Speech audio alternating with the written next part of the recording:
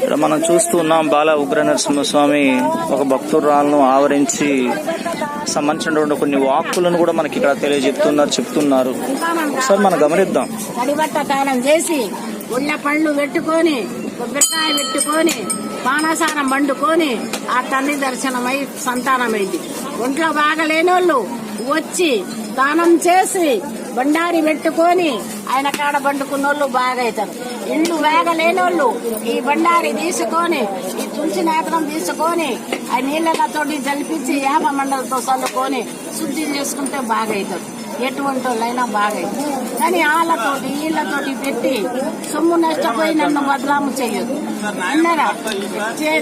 స్వామివారు చెప్తున్నారు, బయట వాకులు చెప్పేవాళ్ళు నమ్మొద్దు అని చెప్పి ఇక్కడ భక్తురాలు తెలియజేస్తూ ఉన్నారు.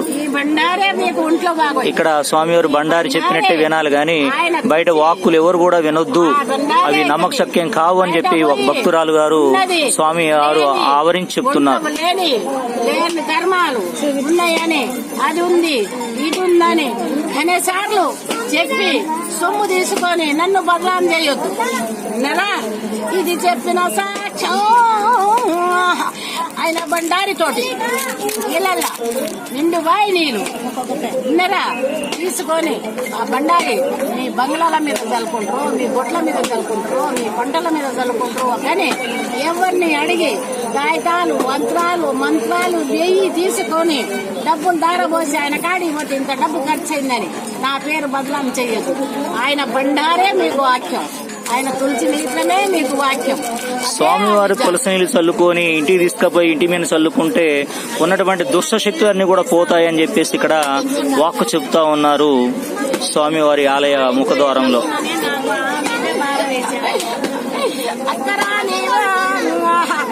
ఆది దేవతనే కొలువై ఉన్నా పుట్టల్లా బండినా పురుగునమ్మ నేను అందుల్లా ఉండే ఆది జగలమ్మ సత్యమంత్రాలే చక్కన్ని తల్లి 12 శిశుల నాగమయ్య నేను స్వర్గదాన్నే చంద్రగోరుకొని 50 సంవత్సరాలు మీ పూజనమ్మా అందుకుంటుంది.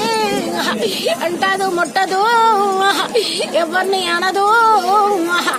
ఎవరన్నా అంటే గాముగా ఉంటే పొడగెత్తిందంటే కాటయ్య పోతే దగ్గరికి పోయి మల్లాగు దాదే కామమ్మ ఉన్నా తల్లివేణిగా ఇలా స్వామివారు భక్తురాలకి ఆవరించి వాకులు చెప్తూ ఉన్నారు.